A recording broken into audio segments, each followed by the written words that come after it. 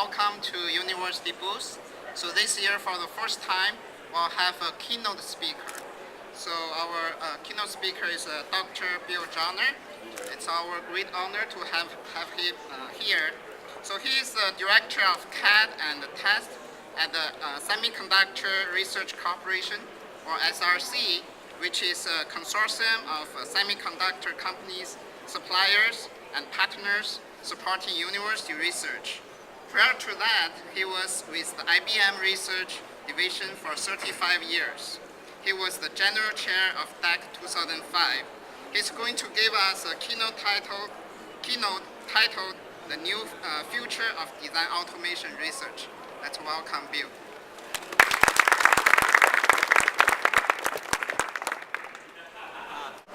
These are the members and partners of the SRC Global Research Consortium. And you notice along the bottom row are a lot of government agencies, both federal and state, NSF, NIST, states of Texas, Georgia, New York, and Arizona.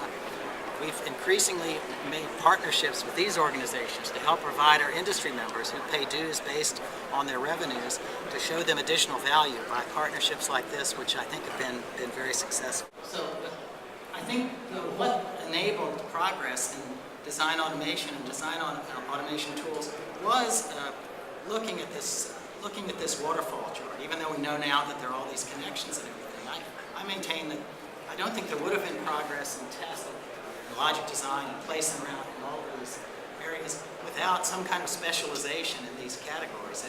That you do something in logic synthesis, then you'd throw that over the wall to place and route, and you would do that, and you would give it to layout. Because I think people had to focus on all these areas at the beginning. I don't know how much progress would have been made. So I think there were all these short thin designers who worked in each of these areas and doing these different things and moving them. And that's really one way in which progress, I think, was made. I think what we want to avoid is the tall, fat designer who sort of knows so much here that the designer is too fat, gets in everybody else's way, and nothing can be done. At the Foundations of Computer Science, there's a conference still going on called FOX, Foundations of Computer Science. It's in its 50th year this year. The DAC is only, what is it, 46 years. So this is an older conference than DAC. It used to have a different name. It used to be called SWOT. Does anybody remember what SWOT stood for? Switching and automata theory.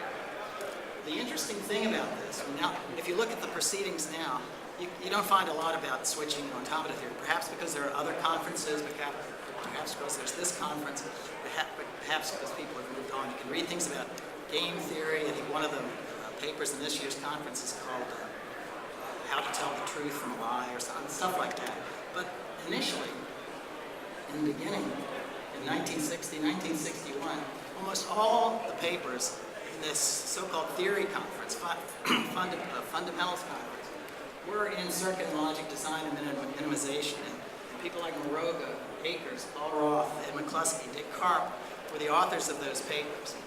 And I think what we're seeing now, and what I think should continue to happen, is an increased partnership in theoretical computer science, with theory of computation, with optimization, and with techniques like this. When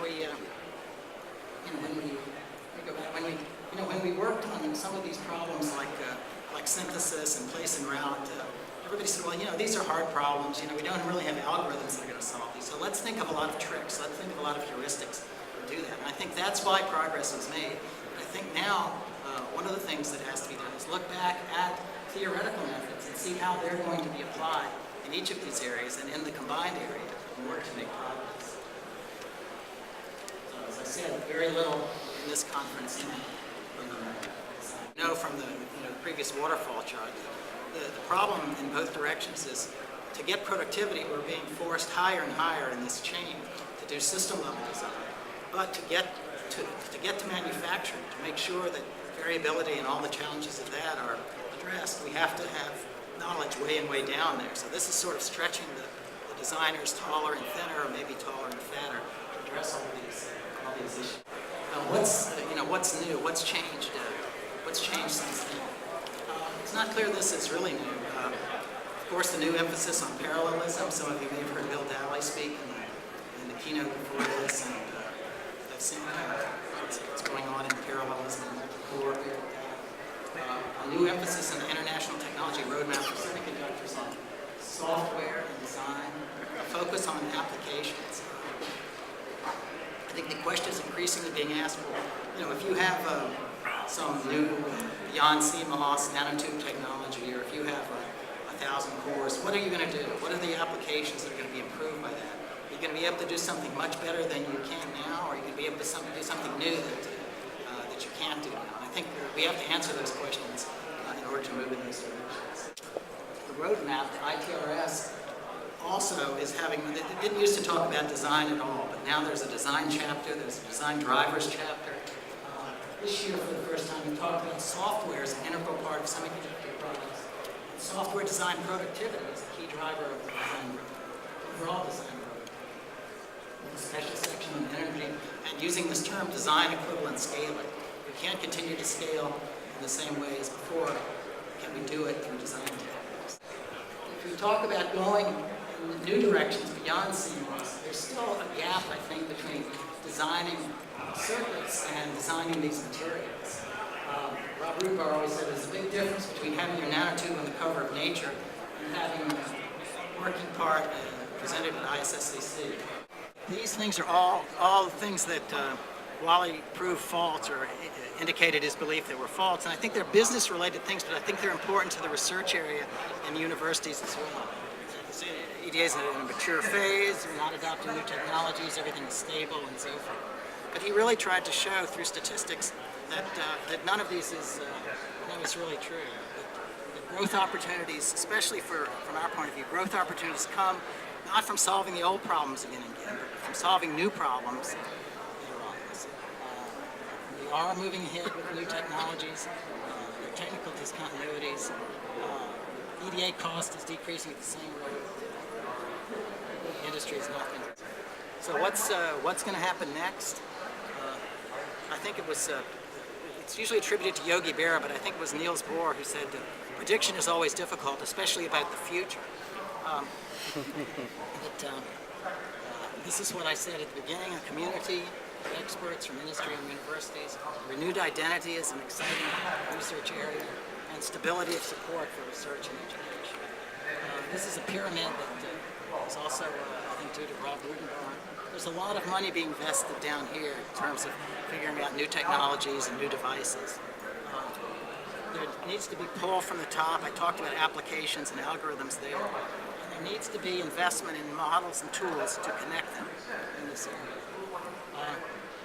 So I think what I think has to happen is to strengthen the links between the theory of computation and design automation, maintain these strong industry, university, and government partnerships, and to grow support for design and design automation is increasingly important contributors to the roadmap.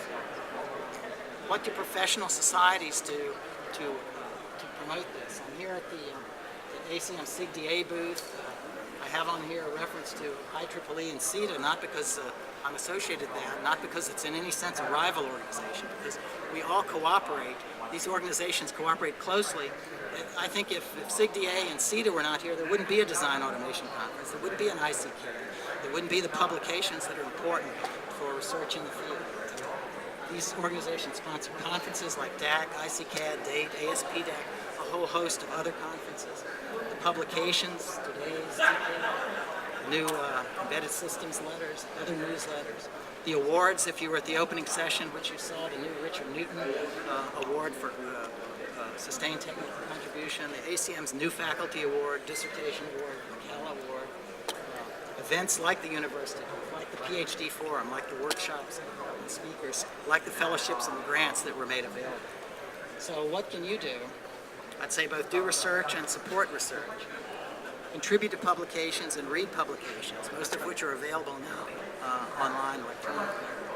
Come to conferences and workshops and join and support professional societies, and be a part of the new future of design automation research. Thanks.